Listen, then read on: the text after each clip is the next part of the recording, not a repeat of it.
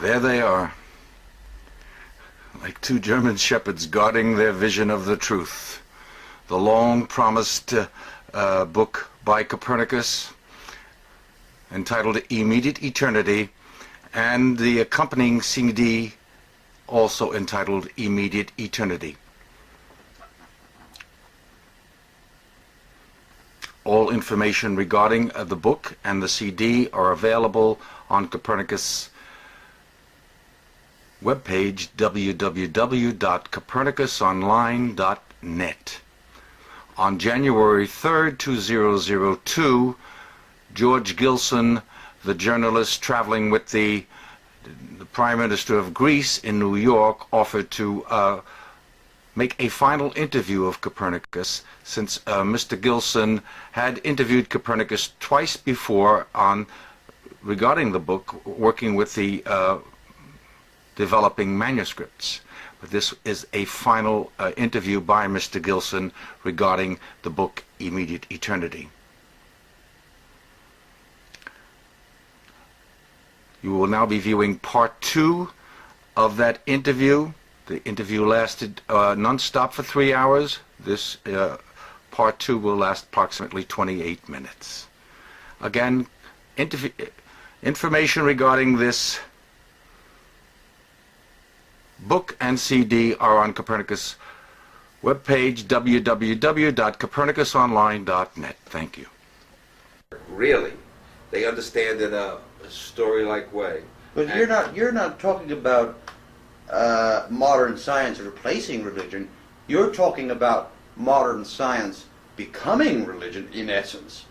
Because when you, toward the end of your book, say God is Magava, Magava is God, you're talking with the same old terms, possibly, I don't know, you can give your own apologia, possibly to explain things in terms that your audience will understand. I don't know. But you're talking about God. I presume a creator, or what? Certainly an absolute truth, right? Okay, so if you want to talk, what is Magava? Magava is the atomic and subatomic matter from which everything evolved. Is it a creator? It's a creative force. It created everything. Everything has come from Magava, of course. Is Magava matter? Is it material? Or is it spiritual? No. In the world of Copernicus, there is nothing spiritual. But there is a problem with modern science, is that 90% of the matter cannot be perceived. They call it dark matter. So modern science only really can see less than 10% of matter. There's 90% of matter going out there that can't be picked up by any means. They can't see it. It's passing through us right now, and it can't be perceived. They are able to recognize that dark matter is out there by its capacity to have effects, magnetic effects or gravitational effects on the universe. They see its effects, but they can't see it itself. So you're basing your theory, in a sense, on second-hand knowledge of modern science. You're not a scientist, is that correct? No. You're not a researcher. I'm not a researcher. You're not a scientific researcher. Well, you see, those guys have one You're job. not a laboratory Excuse researcher. me. Those people are not able to do my work. Those people are able to find a cure for AIDS. All right? Not yet, but maybe. Yeah. Or whatever. Theoretically, potentially. Whatever they find. Right. And my job is to communicate their work. I'm a communicator. Okay? So when they find the cure for AIDS, then I will transmit that to you. I'm a communicator. Then And not only a communicator, not somebody who just mouths words. I put my interpretation on what I see. Yeah. So you're in a sense. That's a philosopher, isn't it? I think you. Well, no, it's also a priest. And of course, philosopher and priest. That's not the first time. Well, I really don't like that word priest, but you know. You use it yourself. No, priest. You use it repeatedly. Yeah. No. Well, priest involves an established religion. So, a priest is more of an established religion kind of character, and that's why I don't like to use that word. Although I don't really like that word. Everybody should be alone with the universe, interpreting the universe, or trying to understand the universe, and so I'm no different or special than anybody else. Okay? A priest is someone who is, to put it crudely and roughly, a middleman. A middleman between what is considered to be absolute truth and the people or the subjects that are to understand this absolute truth. Yeah. A teacher, a philosopher, a teacher. No, Christ priests- was called teacher Priests have by never his been that. followers. Priests have His not disciples been that. called him teacher. Founders of religion were that, not priests. Priests are just bureaucrats, functionaries who are out there to repeat the message of the founder. So that's a priest. A priest Yes, is not and a perform mysteries as well. Jesus Christ is not considered a priest. Okay, so if you're looking at what a priest is, He's considered a teacher but he's not a priest. and a religious leader. Jesus Christ is not a priest. He's a founder. He's a philosopher or whatever you want to call him, social scientist. Well, in terms of Christian and Judeo-Christian religion, he is also a priest. He's priest, king, and all that stuff. Because You have to have a founder of religion to have he a is priest. a descendant in the line of Melchizedek in the Hebrew religion, and he's also from the tree of Jesse and all these things. But there is some sort of a I'm not a hereditary. priest. I'm not a priest. I do have a message, I think, that has not yet come to earth. Has not, no man, as far as I know, in the history of the earth, history of civilization, has come up with this idea that I have, that nothing exists, that man does not exist. No philosopher, I know pretty much every philosopher that ever spoke, has come up with this vision and had the courage and the persistence to interpret reality in the way that says that I am not here, that what you see with your perceive with your bare senses is an illusion. Mhm. Okay? No man has ever said that except myself. Mhm. And I don't exist. So go ahead. When people live together, when they're in societies, I mean, do you accept the fact that there are societies, that people work together to survive, or not? All right, there are two levels of living. There's the world called Illusiona and the Mhm. world of Magava. Mhm. That's the subatomic and subatomic level. Illusiona is the world that we perceive with our bare senses. Mhm. So you are now talking about Illusiona, which is the world that you perceive with your bare senses. Mhm. Okay? Simple. Illusion. So if you see people, what you perceive as people working together in a society, you're talking about the world of Illusiona, where everybody is functioning on that very, very superficial level, which is a world of illusion.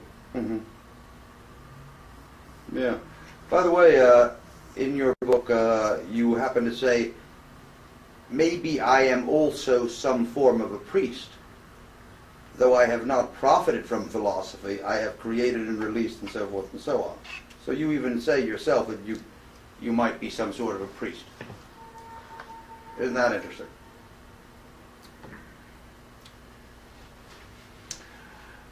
Possible?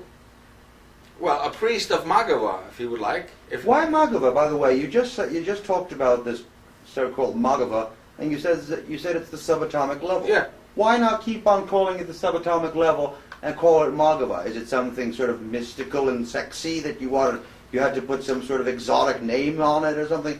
By the way, where did you get that name? I came up with just spontaneously with one moment. I felt that it would be much easier to, because the subatomic level has so many different particles, these little subatomic particles, the quarks and the protons and the neutrons and electrons, and there's a millions of them, muons and gluons, and they keep finding new ones every day. All right. That I just lumped them all together into Magava. Mhm. And that includes also the atoms. Mm-hmm.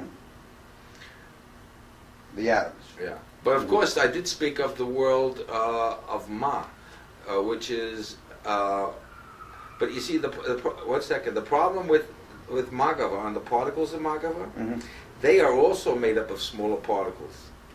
So, in a real sense, and I do get into it in this book, Magava does not exist because Magava is made up of smaller particles. In this book I call these smaller particles Ma, M-A-H. Mhm. This is the world of the particle that never changes. That is the land of absolute truth, because that's the world where nothing, the particle does not change. So this is an ideal theoretical construct, right? Yeah, that's an ideal. But And by the way- it's being supported recently by modern science, making all of this the talk about dark matter. About that, we only know about 10% of matter. So, that's another. And to show parallels with mythology, Christians always talk about the Holy Ghost. Mhm. I mean, now. The Holy Ghost in the world of modern science would be this dark matter that we can't perceive. Mhm. So, Mhm. yeah, it's Possibly. cool. I It's don't cool. know necessarily how you would think of that, but these parallels, though, these parallels between religion, what you call myth, and between contemporary science, what you probably would call truth or something near the truth. No, no, we are very Um, far from the truth. But we have hopes of understanding truth, but we don't have absolute truth. But we're looking for it, eh?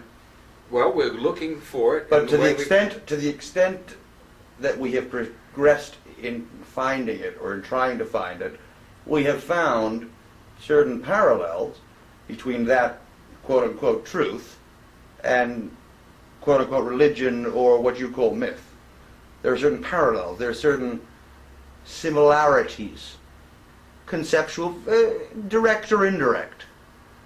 There are parallels, aren't there? Is that between myth and science. Yep, religion and science? I Well, prefer. they come. Every once in a while you come up, but you see what What you call myth, and I noticed that you've read Campbell, is very basically symbolism. And symbolism, or this Okay, but the this problem- quote unquote myth, can be much more real than what we call real.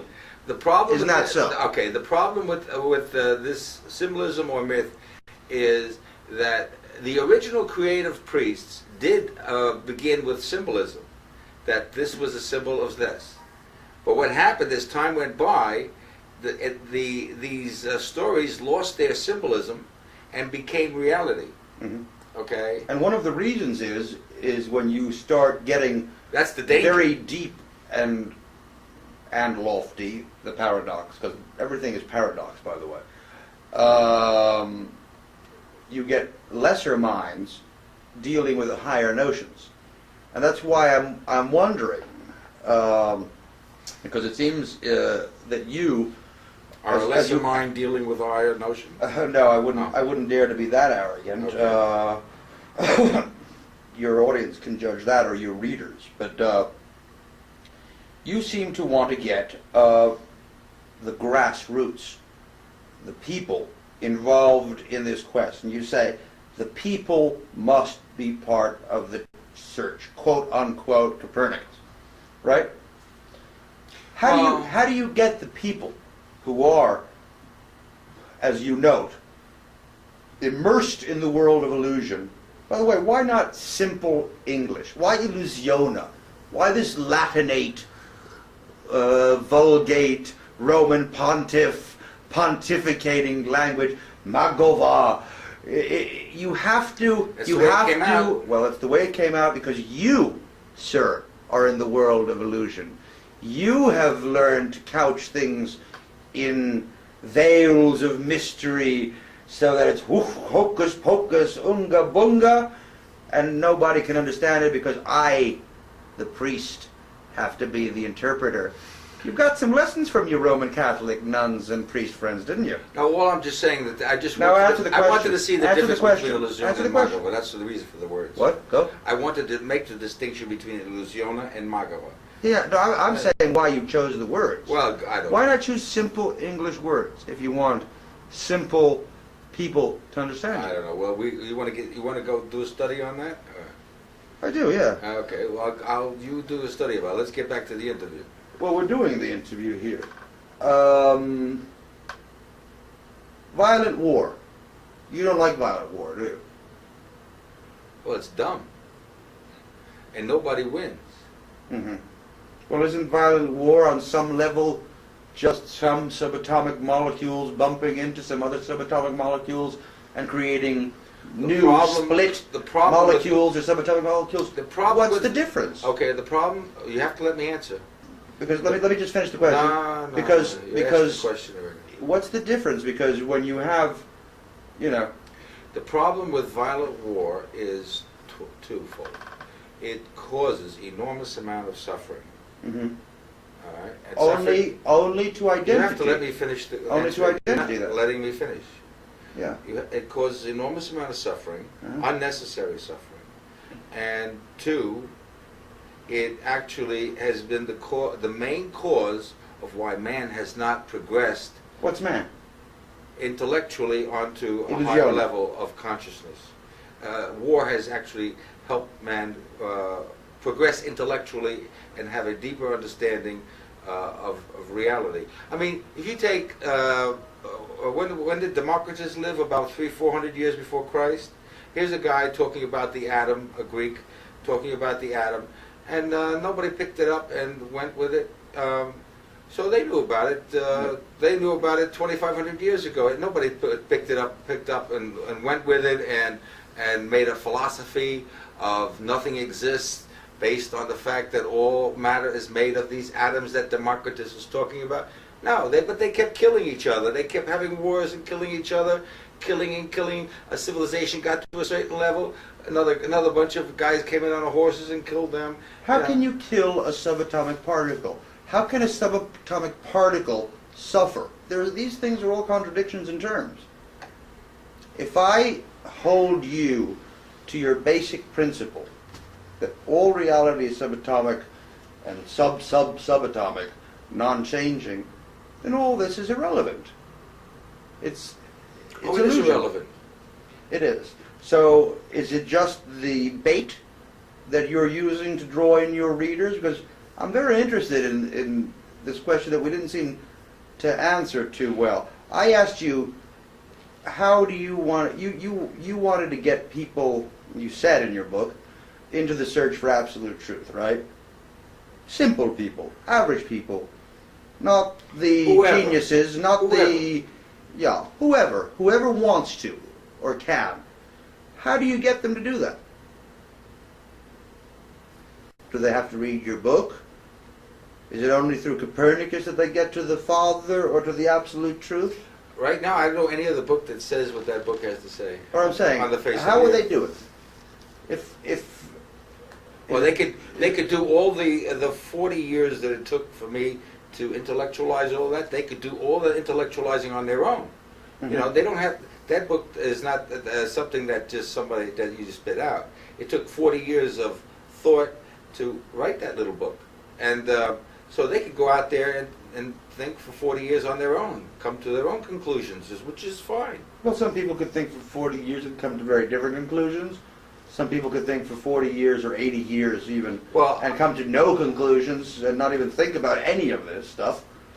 Well, I said 40 years ago that man had no other choice but to come to some kind of interpretation of reality with the atomic world as a basis. I mean, you have to understand the foundation of how all matter, the bricks of matter are atoms, and so you have to go there, down there, into the atomic world to understand what this is all about. You have to start down there. Where are you going to start? You don't start from the top. You don't start from the human being. The human being is just the top of the level. I mean, you have to go down to the bricks, and what causes this and what causes that, and why is this like that, and why is this like that. Come to understand it. And we've, since the end of World War II, when we've exploded the atomic bomb, the atom has actually become a very closer and more important part of our lives. We now get a lot of energy out of the atom, and it's a war tool, but it is now time for the atom to enter into our philosophy. And that's basically what my work is. I take the movement of atom, and the atom and its parts move at the speed of light, which is 186,000 miles per second. And all the little atoms in your body that make up your blood and bones and skin are moving at the speed of light. Okay? You can't feel that. You can't feel that going on, but that's what's going on. So if you're sitting back and just perceiving all this, suppose you had the capacity to watch this. Suppose you had the capacity to put on a pair of glasses that could see Magava, the subatomic world. I mean, you would disappear, George. I would disappear. We would see dark matter and the 10% of matter that we know about. Would that be a better world? Oh, yeah. Why? It would be better because we wouldn't be involved in this Stone Age First of all, we would do away with the Stone Age conduct of blowing up the World Trade Center and reacting to the blowing up of the World Trade Center. And I was just thinking, actually, today, do you know how many, I'm just thinking of all those people in Afghanistan, those Taliban fighters, guys with mentality of maybe 700 AD, 800 AD, being blown apart to bits by these bombs that are coming out of the sky.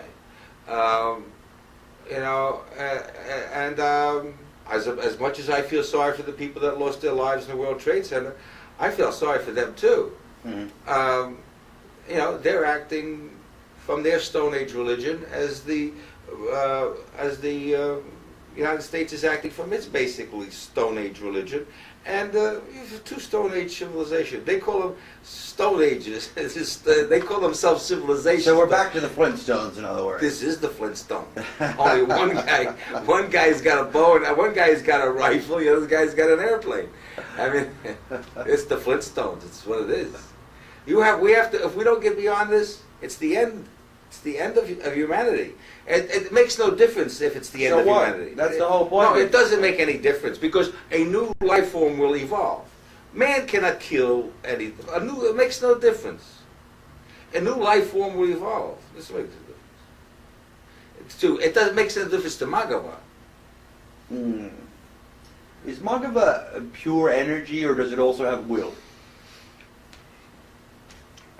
As you understand it, as you theorize it. It borders around. Sometimes you look at Magava and it's an anarchy, and then sometimes it's not anarchy. It's doing things with knowledge and intent. So evolution guides the movement of everything in Magava. Stars evolve through evolution. Humans evolve. Evolution does not only mean for animals. The entire universe is evolving constantly. Everything is in constant evolution. What does evolution mean? I mean, evolution means that evolution is a constant change toward a certain place. And the place never arrives because it keeps going. So it presupposes it's time, right? Without there time, is no such thing as time. So how can there be evolution without time? Isn't evolution change over time? Does evolution change over time? No. Evolution is change over time. By definition. No, change is what's going on all the time. Change is all the time. It's not change over time. It's immediate or constant. It never stops and takes a rest. It's always moving at the speed of light with eternal energy. The energy that everything is made up of eternal energy. This is made up of eternal energy. Yeah. But you're a little Every bit... atom is eternal energy. Yeah, but you're a little bit Flintstone too, because... I'm not pure. In terms of your thinking, because you too are, the philosophers in the past have called God the unmoved mover, right? In a sense, your absolute basic particle is that unmoved mover in your theory, isn't it? Yes? The particle that we can't perceive? The one that, that can't be divided. The perfect, unchangeable one. That is the word. That is So something. No, well, you theorize, you postulate, just as the old religions that... Well, that particle, if it's there, it doesn't exist. It exists, rather. It's the only thing that exists in the universe. The atom doesn't exist because it's made up of so many But particles. isn't that what Christianity says in a way, or whatever? I mean, that's God. That's God. Well, you know, God has the word God has been bandied about, and so many people have had their heads cut off for the word of God that it's a dangerous word, because your God and my God and his God and their God and the God, you know, like the Muslim God is Allah, the Jewish God is Jehovah, and what's the Christian God? Jesus or God? So there's three different gods. The Trinity. Well, all right, so there you go. Father, Son, and Holy There's three Spirit. different gods, and then of course the Hindus are Vishnu, and then we keep going, you know, and it's all the same guy, the same thing, but it's not even a guy, you know, it's matter, and we don't supposed to make a person out of the initial energy. What I'm trying to say is that, in a sense, you're creating your own tautology here. Tautology, what is that? Tautology, I mean, X equals X. In other words, if something is absolutely 100% the same for the smallest possible measure of time, then it exists. Yes. It's my definition, it's my book. So you're the master. I you get make the to rules. do that in my book, right. Right, okay.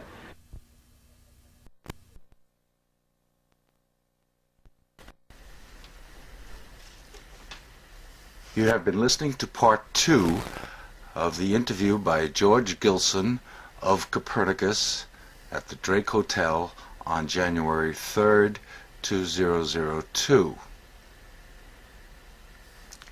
We'd like to remind our listeners and viewers that information regarding Copernicus' new book, Immediate Eternity, and the CD, Immediate Eternity, is available on Copernicus' webpage, which is www.copernicusonline.net.